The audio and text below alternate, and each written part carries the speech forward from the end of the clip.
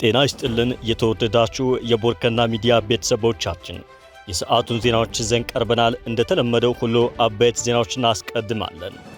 ኢትዮጵያ ህገወጥ የሰዎች ዝውውርን ለማስቀረት ሙሉ ለሙሉ ማሳካት አለመቻሏን አንድ ሪፖርት አመላክቷል።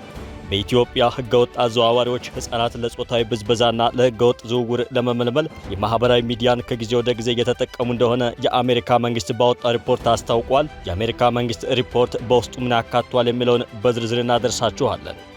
እናት ፓርቲ ከትብብር ለኢትዮጵያ አንድነት ቅንጅት መታገዱን አስታውቋል።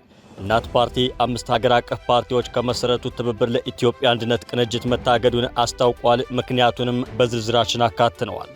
በቀጥታ ከውጭ የተኮረጁ በዓላት በትምህርት ቤቶች እንዳይከበሩ ተከለከለ። በትምህርት ቤቶች ውስጥ ሲከበሩ የሚታዩት እንደ ክሬዚ ዴይ፣ ጀንትል ዴይ፣ ኦልዲስ ዴይ፣ ቫላንታይን ዴይ፣ ከለር ዴይ፣ ፒያጃማ ዴይ ከዚህ በኋላ እንዳይከበሩ ትምህርት ሚኒስቴር አስታውቋል። ይህንን ህግ ተላልፈው ለሚገኙ ያወጣው ማስጠንቀቂያ አለ። በዝርዝር እነግራችኋለን። ከውጭ ከጋዛ የሰላም ስምምነት በኋላ 280 ፍልስጤማውያን መገደላቸው ተገለጸ። እስራኤል የተኩስ አቁም ስምምነቱ ቢፈጸምም በጋዛ የምትፈጽመውን ጥቃት አላቆመችም ሲል የጋዛ ሲቪል ዲፌንስ ገልጿል። ከውጭ በዝርዝር የምንመለከተው መረጃችን ነው። እነዚህንና የምንዛሬ መረጃዎችን አካተናል። በቅድሚያ ኢትዮጵያ ህገወጥ የሰዎች ዝውውርን ለማስቀረት ሙሉ በሙሉ ማሳካት አለመቻሏን አንድ ሪፖርት አመላከተ። ህገወጥ አዘዋዋሪዎች ህፃናት ለጾታዊ ብዝበዛና ለህገወጥ ዝውውር ለመመልመል የማህበራዊ ሚዲያን ከጊዜ ወደ ጊዜ እየተጠቀሙ እንደሆነ የአሜሪካ መንግስት ባወጣው ሪፖርት አስታውቋል። የኢትዮጵያ መንግስት ህገወጥ የሰዎች ዝውውርን ለማስቀረት ያደረጋቸው ጥረቶች መልካም ቢሆንም የተቀመጠውን ዝቅተኛ መመዘኛ ግን ማሳካት እንዳልቻለ ሪፖርቱ ገልጿል። በህገወጥ የሰዎች ዝውውር ተሳታፊ የነበሩ ባለስልጣናትን ጨምሮ አዘዋዋሪዎችን የመለየት ስራ እንዲሁም በሀገሪቱ የመጀመሪያ የሆነውን የህገወጥ የሰዎች ዝውውር ሰለባዎች ማረፊያ በድሬዳዋ መሰራቱንም በጥሩ ጎኑ ተነስቷል። በተጨማሪም ከቅርብ ጊዜ ወዲህ መንግስት የህገወጥ የሰዎች ዝውውርን ለመከታተል የፋይናንስ ዝውውሮችን መከታተል የሚያስችለውን አሰራር ወይም ኤስኦፒኤስ መዘርጋቱ በሪፖርቱ በጠንካራ ጎን የታየው ሌላኛው ጉዳይ ነው። ነገር ግን ህገወጥ የሰዎች ዝውውርን በሚመለከተው ሪፖርት ኢትዮጵያ ዝቅተኛውን መመዘኛ አላሟላችም በሚል በሁለተኛ ምድብ ወይም ቲር 2 ላይ አስቀምጧታል። በሪፖርቱ መንግስት በሀገር ውስጥ ያለውን ህገወጥ የሰዎች ዝውውር እንዲሁም ህፃናትን ለወሲብ ማዘዋወርን በተመለከተ በቂ ስራዎችን አልሰራም ሲል ይጠቅሳል። በተጨማሪም ህገወጥ የሰዎች አዘዋዋሪዎች ህፃናትን ለጾታዊ ብዝበዛና ለህገወጥ ዝውውር ለመመልመል የማህበራዊ ሚዲያን ከጊዜ ወደ ጊዜ እየተጠቀሙ ነው ሲል ይገልጻል።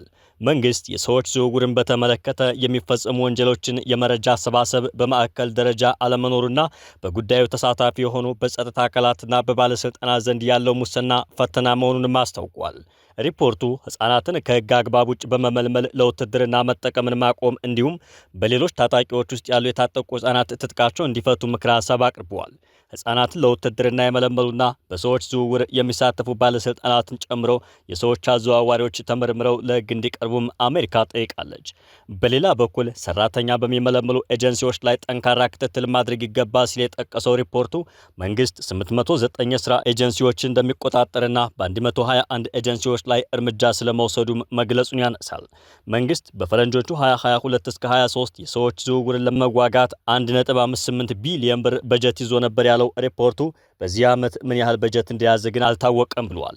አዘዋዋሪዎች ማህበራዊ ሚዲያዎችን በመጠቀም እየሰራሉ ሲል ሪፖርቱ ጠቅሷል። በተለይም የዩኒቨርሲቲ ተመራቂዎችን ኢላማ በማድረግ ወደ ደቡብ ምስራቅ እስያ የማጭበርበር ስራዎች እንደሚመለምሉም ገልጿል። በሀገሪቱ ያሉ ግጭቶችም የሰዎች ዝውውር እንዲጨምር ያደረጉ መሆኑን ያነሳው ይህ የአሜሪካ መንግስት ሪፖርት በትግራይ በአማራና በኦሮሚያ የሚገኙ ታጣቂዎች ህፃናትን ለውትድርና ተጠቅመዋል ብሏል።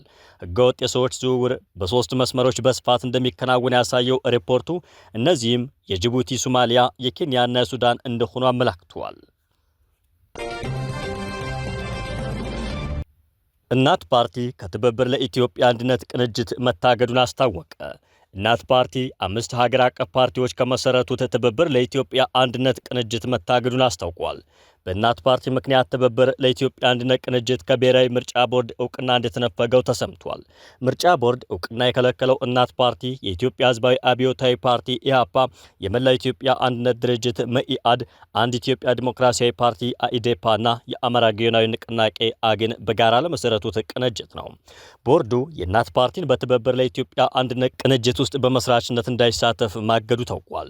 በቦርዱ እገዳ የተጣለበት እናት ፓርቲ ከወጣ ኢህአፓ፣ መኢአድ፣ አኢዴፓ እና አግን የትብብር ለኢትዮጵያ አንድነት መስራቾች ሆነው መቀጠል እንደሚችሉ ቦርዱ ለፓርቲዎቹ አስታውቋል። ምርጫ ቦርድ እናት ፓርቲ አዲሱ ቅንጅት መስራች ሆኖ እንዳይቀጥል እውቅና የነፈገው በፓርቲው ውስጥ ያሉ አመራሮች ቅሬታ አቅርበውልኛል በሚል ነው ተብሏል። ለቦርዱ ቅሬታ አቅርበዋል የተባሉት የእናት ፓርቲ አመራሮች ቅንጅቱ አይወክለንም የሚል አቤቱታ ማቅረባቸው ተጠቁሟል። በምርጫ ዋዜማ የተመሰረተው የትብብር ለኢትዮጵያ አንድነት ቅንጅት ህልውና ከወዲሁ አደጋ ውስጥ መውደቁ እየተገለጸ ነው። ፓርቲዎቹ በመጪው 7ኛ ዙር ምርጫ በጋራ ድምፅ ተወዳድረው መንግስትን ለመገዳደር ዝግጅት በማድረግ ላይ መሆናቸውን መግለጻቸው ይታወሳል። ከቅንጅቱ መስራችነት የታገደው እናት ፓርቲ በጉዳዩ ላይ ባወጣ የተቃውሞ መግለጫ ምርጫ ቦርድን ፓርቲውን ለማፍረስ የተሸረበ ሴራ ተባባሪ በመሆን ከሷል። ከአዲሱ ትብብር ለኢትዮጵያ አንድነት ቅንጅት መስራችነቱ ምርጫ ቦርድ እንደሰረዘው እናት ፓርቲ በመግለጫው አረጋግጧል። ቦርዱ በቅንጅቱ ምስረታ ሂደት ታዛቢዎችን ወክሎ መድቦ የቀረቡለትን ሰነዶች ከመረመረ በኋላ በመተዳደሪያ ደንቡ ላይ ብቻ መጠነኛ ማስተካከያዎች እንዲደረጉ ማሳሰቢያ ሰጥቷል ተብሏል። ይሁን እንጂ ቦርዱ የሰየማቸው ታዛቢዎች በታደሙበት የጸደቀውን የምስረታ ጉባኤ ሽሮ እናት ፓርቲን ከቅንጅቱ መስራችነት አግዷል ተብሏል። ምርጫ ቦርድ ለመስራቾቹ በጻፈው ደብዳቤ የአራቱም ፓርቲዎች ቅንጅት ምስረታ ሲያጸድቅ እናት ፓርቲን አግዷል። እናት ፓርቲ ከቅንጅቱ የታገደበት ምክንያት ለቅንጅቱ ምስረታ ያስገባው ሰነድ የተሟላ አይደለም በሚል መሆኑ ተመላክቷል። እናት ፓርቲን ከቅንጅት አባልነት ለመመስረት ቦርዱ ያቀረበው ምክንያት ለቅንጅት ምስረታ ፓርቲያችን ያቀረበው ጉባኤ ያልተሟላ፣ በተጨማሪም ከአባላት የቀረበ ተቃውሞ አለበት ተብሏል። ቦርዱ ቀርቦልኛል ብሎ ለእግዱ ምክንያት አድርጎ ያቀረበው የአባላት ተቃውሞ ለፓርቲው ያልደረሰና የማይታወቅ መሆኑ በመግለጫው ተገልጿል። ፓርቲው በሁለቱም መልኩ ቦርዱ የሰጠው ምክንያት ተቀባይነት የሌለው ነው በማለት ውድቅ አድርጓል።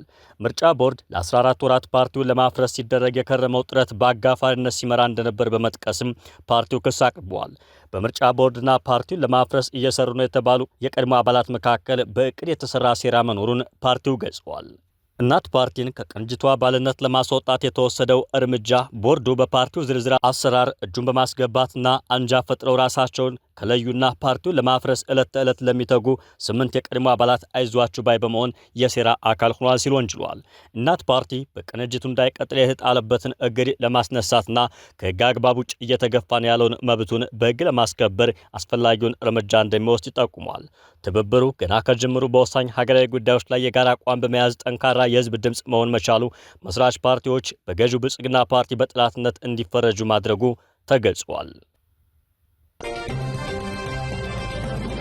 በቀጥታ ከውጭ የተኮረጁ በዓላት በትምህርት ቤቶች እንዳይከበሩ ተከለከለ። በትምህርት ቤቶች ውስጥ ሲከበሩ የሚታዩት እንደ ክሬዚ ዴይ፣ ጀንትል ዴይ፣ ኦልዲስ ዴይ፣ ቫላንታይን ዴይ፣ ከለር ዴይ፣ ፒጃማ ዴይ ከዚህ በኋላ እንዳይከበሩ ተከልክሏል ብሏል የትምህርት ሚኒስቴር። ደንቡ የኢትዮጵያውያንን ባህልና ወግ የሚቃረኑ ተብለው በግልጽ የተዘረዘሩ አሉታዊ መጤ ድርጊቶችና ክብረ በዓላትን በትምህርት ቤቶችና አካባቢ መፈጸም ሙሉ በሙሉ ይከለክላል። የሀገሪቱን ባህልና ወግ ይቃረናሉ ከተባሉ ድርጊቶች ውስጥ ክሬዚ ዴይ፣ ጀንትል ዴይ፣ ኦልድስ ዴይ፣ ቫላንታይን ዴይ፣ ከለር ዴይ፣ ፒጃማ ዴይ የሚባሉት እንደሚገኙበት ዳጉ ጆርናል ከካፒታል ዘገባ ተመልክቷል። በተጨማሪም የትምህርት አዋኪ ድርጊቶችን የሚፈጽሙ ግለሰቦችና ተቋማት እስከ 150 ሺህ ብር ቅጣት በአዲሱ ደንብ ይጠብቃቸዋል ተብሏል። ትምህርት ሚኒስቴር በትምህርት ተቋማትና አካባቢያቸው የትምህርት አዋኪ ጉዳዮችን ለመከላከልና ለመቆጣጠር ያለመ አዲስ የሚኒስትሮች ምክር ቤት ረቂቅ ደንብ ማውጣቱን አስታውቋል። ይህ ደንብ ከኢትዮጵያውያን ወግና ባህል ልማድ ጋር ይቃረናሉ ተብለው የተለዩ የውጭ ባህላዊ ልማዶችን ጨምሮ እየጨመረ የመጣውን አዋኪ ጉዳዮች ለመግታት ያለመ መሆኑ ተጠቁሟል። የደንቡ ዋና ዓላማ በትምህርት ቤቶችና አካባቢ የሚስተዋሉ አዋኪ ጉዳዮችን በመከላከል ሁለንተናዊ ስብዕናው የተሟላ በመልካም ስነ ምግባር የታነጸና ግብረ ገብነትን የተላበሰ ብቁ ትውልድ እንዲፈጠር ማስቻል ነው። ትንባሆ ወይም ሲጋራና ሺሻ፣ ጫት፣ አልኮል የናርኮቲክና ሳይኮትሮፒክ ዝርያ ያላቸው አደገኛና ህገወጥ መድኃኒቶችና ሱስ አስያዥ እጾች በትምህርት ቤቶችና አካባቢዎች መገኘት፣ መጠቀም፣ መሸጥ፣ ማብቀል፣ ማምረት ወይም መለወጥ እየተከለከለ መሆኑን አስታውቋል። የአልኮል መሸጫና ማከፋፈያ ቤቶች፣ የሲጋራ መሸጫ ሱቆች፣ ሺሻ ቤቶች፣ ጫት መሸጫና መቃሚያ ቤቶች፣ ጭፈራ ቤቶች፣ ቁማር ቤቶች፣ የእንግዳ ማረፊያ ቤቶችና የሰውነት መታሻ ወይም ማሳጅ ቤቶች በአዲሱ ደንብ ተከልክለዋል። እንዲሁም ፊልም ማጫወቻ ቤቶች፣ ፕሌይስቴሽን ቤቶች፣ ዲኤስቲቪ ቤቶች፣ ከረምቡላ፣ ፑል፣ ጆተኒ፣ ቢንጎና የስፖርት ቁማር ማጫወቻ ቤቶችም እገዳ ከተጣለባቸው ድርጊቶች መካከል ውስጥ ተካተዋል።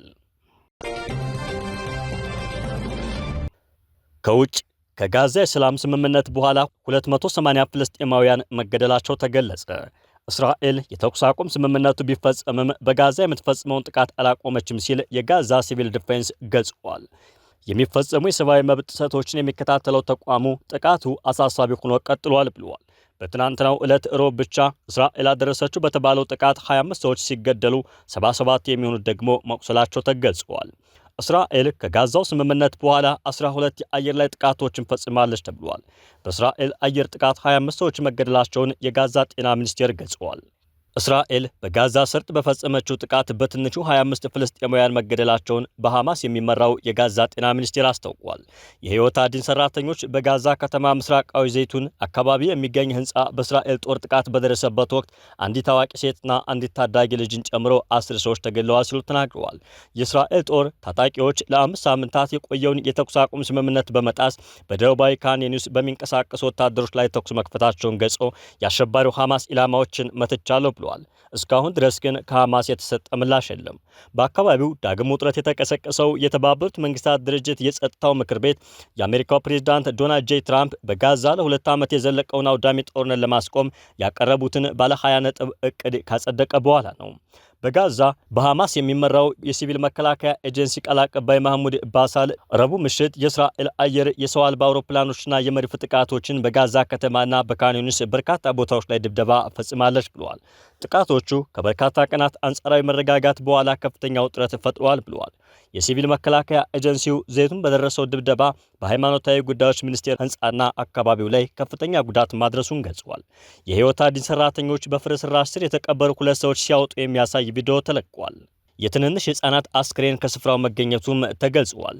በጋዛ ከተማ በሰው አልባ አውሮፕላን በተፈጸመ ሌላ ጥቃት አንድ ሰው ሲገደል በርካቶች ቆስለዋል ሲሉ ባሳል ተናግረዋል። በምስራቅ ጋዛ ከተማ በሻጂያ ሙሽታሃን ጎዳና የሚገኙት የባልቦል ቤተሰብ ንብረት ላይ በታንክ በተፈጸመ ድብደባ ደግሞ ሌላ ሰው መገደሉን ተናግረዋል። በተጨማሪም በካን ዩኒስ በተባበሩት መንግስታት ድርጅት የፍልስጤም ስደተኞች ኤጀንሲ ኡንዋም ላይ በሚተዳደረው የስፖርት ማዘውተሪያ ስፍራ ላይ በተፈጸመ ጥቃት 3 ሰዎች ህይወታቸው ሲያልፍ በርካቶች ቆስለዋል ሲሉ ተናግረዋል። የእስራኤል መከላከያ ሰራዊት ባወጣው መግለጫ በርካታ አሸባሪዎች ሲል የገለጻቸው የመከላከያ ሰራዊት ወታደሮች በካን ዩኒስ በሚንቀሳቀሱበት ቦታ ላይ ተኩስ ከፍተዋል ብለዋል። ይህ እርምጃ የተኩስ አቁም ስምምነቱን መጣስ ነው፣ የእስራኤል ወታደሮች ላይ ምንም አይነት ጉዳት አልደረሰም ሲል አክሏል። በምላሹም የመከላከያ ኃይሉ በጋዛ ሰርጥ የሚገኙ አሸባሪ ሲል የገለጸው ሐማስ ኢላማዎችን መደብደብ ጀምሯል ብለዋል።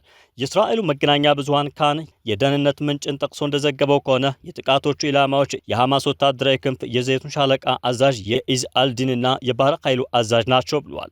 ሰኞ ዕለት የተባበሩት መንግስታት ድርጅት የጸጥታው ምክር ቤት እንደ አውሮፓውያን አቆጣጠር ጥቅምት 10 ጀምሮ ተግባራዊ የሆነውን የተኩስ አቁም ስምምነት ለማጠናከር የሚያስችል ውሳኔ አሳልፈዋል። የምክር ቤቱ አባል ሀገራት በፕሬዝዳንት ዶናልድ ጄ ትራምፕ የሚመራ የሰላም ቦርድና ጊዜያዊ ዓለም አቀፍ የሚያረጋጋ ኃይል የተባለ የሽግግር አስተዳደር እንዲቋቋም ፈቅደዋል። ትራምፕ ውሳኔውን ሲያወድሱ ሐማስ በበኩሉ ያለ ፍልስጤም መንግስት ምስረታ መሳሪያዎቹን አሳልፎ እንደማይሰጥ ደጋግሞ ገልጸዋል። እቅዱ በአሜሪካ አማካኝነት የቀረበ ሲሆን ከ15 አባላት 13ቱ ሲያጸድቁት ሩሲያና ቻይና ድምፀ ተአቅቦ አድርገዋል ተብሏል። በተባበሩት መንግስታት ድርጅት የሚመራው ዓለም አቀፍ የሰላም አስከባሪ ኃይል ከወራት በኋላ በጋዛ እንደሚሰማራ ይጠበቃል ሲል ራዲዮ ፍሪ ኤዥያ ዘግቧል።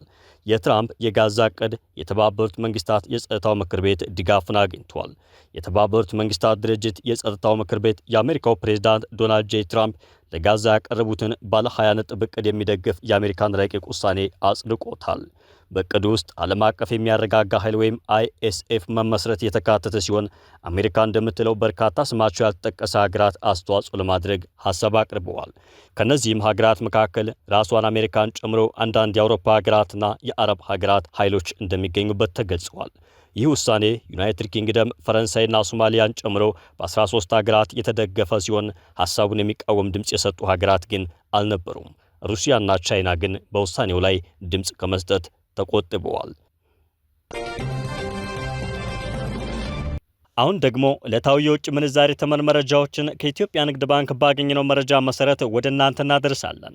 በዛሬው ዕለት ማለትም ህዳር 11 ቀን 2018 ዓ.ም አንድ አሜሪካ ዶላር በ150 ብር ከ52 ሳንቲም እየተገዛ በ153 ብር ከ53 ሳንቲም እየተሸጠ ይገኛል።